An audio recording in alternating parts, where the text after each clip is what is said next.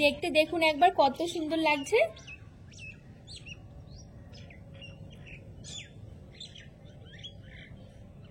কত সুন্দর লাগছে দেখুন পিঠেগুলো, পুরো কিন্তু নরম আর তুলতুলে। খেজুরের গুড় বা কষা মাংস বা মাংসের ঝোল দিয়েও কিন্তু আপনারা খুব সুন্দর কিন্তু খেতে পারবেন। এত মজার হয় পিঠেগুলো খেতে, কি বলবো। নমস্কার বন্ধুরা, আজকে আমি আপনাদেরকে করে দেখাবো আমাদের গ্রামের খুবই একটা জনপ্রিয় পিঠা, সিরিঞ্জ পিঠা। এই পিঠাটা মূলত সিরিঞ্জ দিয়ে বানানো হয় বলে সিরিঞ্জ পিঠা বলে। আবার অনেকে কিন্তু সাজ দিয়ে বানায়, যাদের কাছে সাজ আছে। তবে আমাদের গ্রামে কিন্তু বেশিরভাগ মানুষের কাছে কিন্তু এরকম মেডিকেল দোকান থেকে একটা সিরিঞ্জ কিনে নিয়ে আসে, আর এই পিঠেগুলো কিন্তু সিরিঞ্জ দিয়ে বানায়, তার জন্য কিন্তু বলে সিরিঞ্জ পিঠা। খুবই সুন্দর হয় খেতে, এমনকি মানে দেশি মুরগির ঝোল, হাঁসের মাংস, আবার কিন্তু খেজুরের গুড় দিয়েও খেতে খুবই ভালো লাগে খেতে। তো শুধুমাত্র চালের গুঁড়ো থাকলে কিন্তু হয়ে যায়। তো চলুন আমি পিঠেটা খুবই সহজভাবে আপনাদেরকে বানিয়ে দেখাবো, আশা করছি ভালো লাগবে। তো আমি এই পিঠেটা বানানোর জন্য এখানে নিয়েছি আমি 1 বাটি চালের গুঁড়ো। এখানে কিন্তু যে কোনো চালের গুঁড়ো হলে হবে, মানে দোকান থেকে কেনা হোক বা ভেজা বা শুকনো, যে কোনো চালের গুঁড়ো হলে কিন্তু হয়ে যাবে। তো চলুন আমি পিঠেটা বানাই। এই পিঠেটা বানানোর জন্য সবার প্রথমে আমি চালের গুঁড়ো দিয়ে একটা ডো বানিয়ে নেব।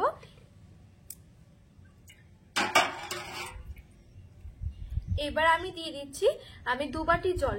যেহেতু আমি চালের গুঁড়োটা এখানে 1 বাটি নিয়েছি, সেই জন্য কিন্তু আমি এখানে 2 বাটি জল দিচ্ছি।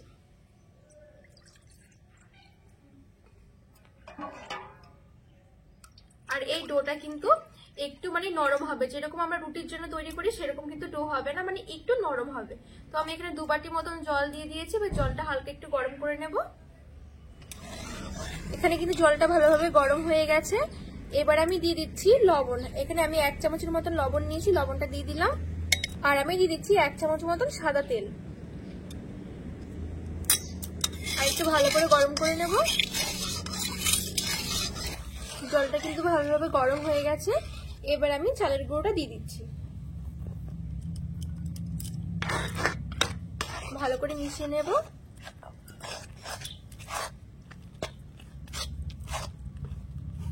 সবকিছু ভালোভাবে মিশিয়ে নিয়েছি। এখন দেখুন কি সুন্দর একটা ডোয়ের মতন হয়ে গেছে।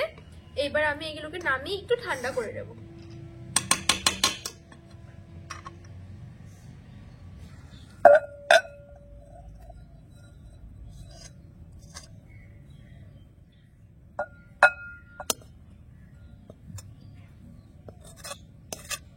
হালকা একটু ঠান্ডা হয়ে গেছে, একটু গরম অবস্থা কিন্তু মেখে নিতে হবে। একটু ভালো করে একটু মেখে নেব।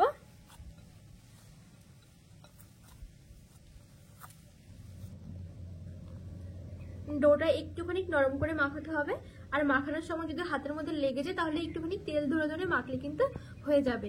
এখানে কিন্তু আমি ডোটা খুব সুন্দর করে মেখে নিয়েছি। এবার আমি এই ডোটাকে 4 ভাগে ভাগ করে নেব।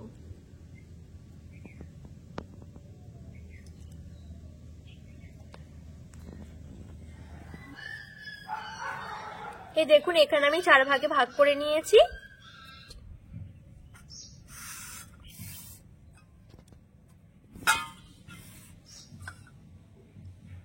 এখানে দেখুন আমি 4টে 4 জায়গায় নিয়ে নিয়েছি। এবার একটা জায়গায় কিন্তু পুরো সাদাই থাকবে, ভালো করে আমি মেখে নেব। এই যে সাদাটা আমি ভালো করে মেখে নিয়েছি।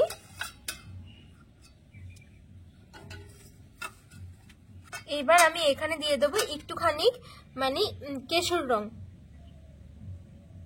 একদম একটুখানি দিয়ে দিলেই কিন্তু হবে।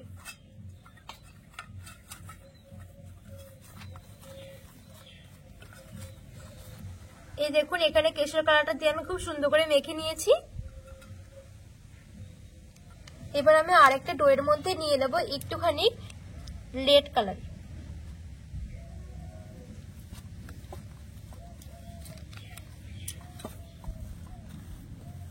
রেড কালারটা দিয়ে আমি ভালো করে মেখে নিয়েছি।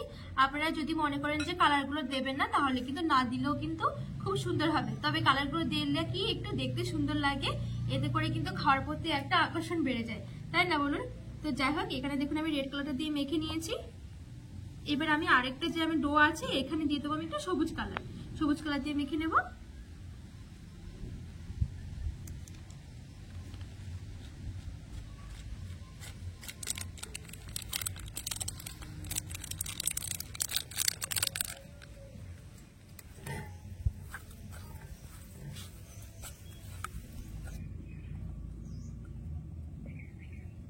এখানে সবুজ কালারটা দিয়ে ভালো করে মেখে নিয়েছি। এখানে দেখুন আমরা পুরোপুরি 4টে কালার কিন্তু খুব সুন্দর করে হয়ে গেছে। এই যে সাদা, গোলাপি, এটা রেড কালার নয়, একটু গোলাপি কালার, তো গোলাপি কালার, আর এটা সবুজ, আর এখানে হলুদ কালার। তো দেখুন কি সুন্দর লাগছে দেখতে।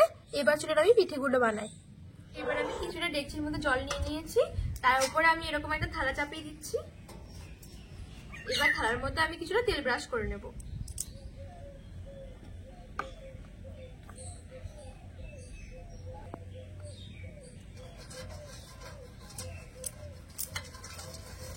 ভালো করে আমি তেলটা লাগিয়ে নিয়েছি চারদিকে। এবার যে আমি আপনাদেরকে বললাম যে দেখুন সিরিঞ্জ দিয়ে বানানো হয়, তো দেখুন আমি এখানে একটা 20 টাকা দিয়ে সিরিঞ্জ কিনে নিয়ে এসেছি। আর এবার আমি সিরিঞ্জটাকে দেখুন এখানে একটু সেফটি পিন দিয়ে একটু গরম করে না এরকম একটুখানি ফুটো ফুটো করে নিয়েছি। এই দেখুন। এবার কি করব, আমি এখানে মানে এই যে ডো মানে পিঠের জন্য যে ডোগুলো মেখে রেখেছিলাম সেই ডোগুলো আমি এভাবে ভরে নেব। সবার প্রথমে আমি সাদা কালারটা ভরে নিচ্ছি।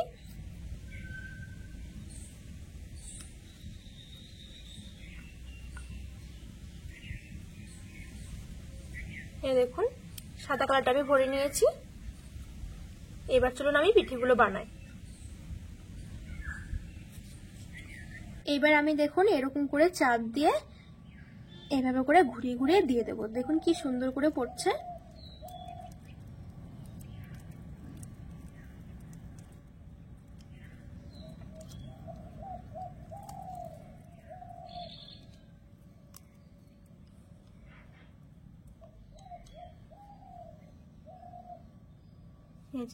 এখানে কিন্তু আমি একটা পিঠে দেওয়া হয়ে গেছে। ঠিক এরকম গোল গোল করে আমি দিয়ে দেব। এবার আমি আবার এরকম করে ঘুরিয়ে ঘুরিয়ে দিয়ে দেব।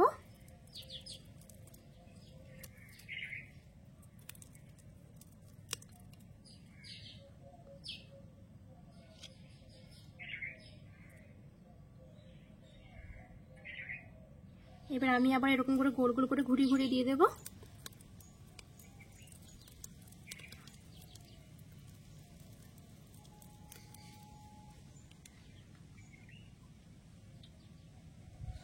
এবার আমি ঢাকা দিয়ে পুরো 5 মিনিটের মতন এভাবে মিডিয়াম আঁচে রেখে দেব, তাহলে কিন্তু পিঠেগুলো রেডি হয়ে যাবে। 5 মিনিটের মতন হয়ে গেছে পিঠেগুলো।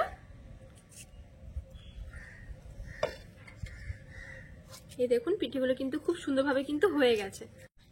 এবার চলুন আমি পিঠেগুলো হালকা হাতে নামিয়ে নেব এরকম করে। এই দেখুন কি সুন্দর লাগছে দেখতে, আর খেতেও কিন্তু অসম্ভব মজার এই পিঠেগুলো।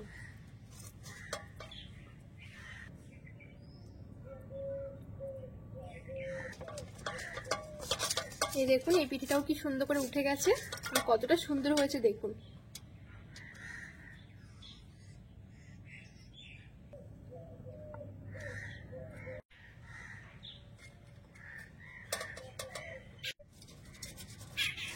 এই দেখুন কত সুন্দর পুরো উঠে আসছে, আর দেখতেও কত সুন্দর হয়েছে।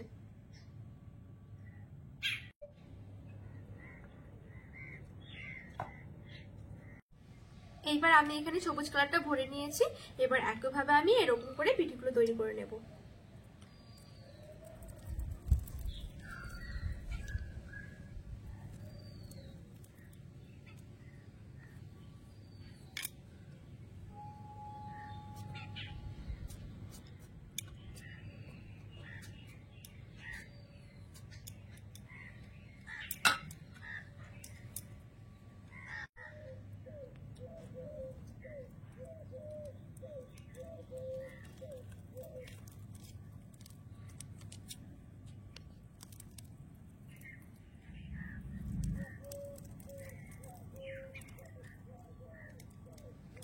আবার আমি দিয়ে দিয়েছি, আবার আমি ঢাকা দিয়ে পুরো 5 মিনিটের মতন কিন্তু রেখে দেব। এই পিঠেগুলো কিন্তু হয়ে গেছে।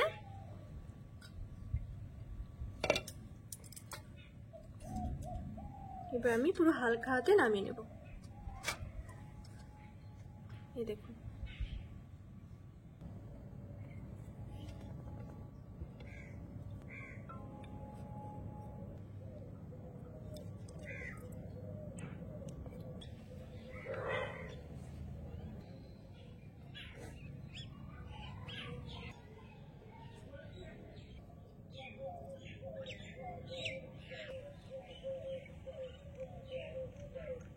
এইখানে দেখুন সবগুলো পিঠে কিন্তু আমার তৈরি করা হয়ে গেছে। দেখতে দেখুন একবার কত সুন্দর লাগছে।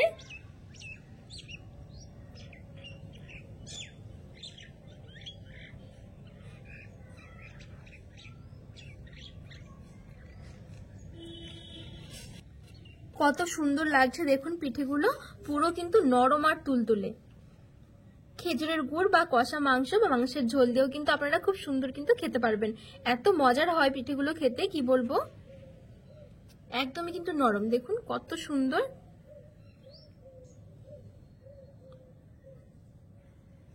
আজকে আমার এই সিরিঞ্জ পিঠের রেসিপি আপনাদের কেমন লেগেছে অবশ্যই কিন্তু কমেন্ট করে জানাতে ভুলবেন না। আর যদি রেসিপিটি ভালো লাগে অবশ্যই কিন্তু চ্যানেলটিকে সাবস্ক্রাইব করে পাশে থাকার অনুরোধ রইল।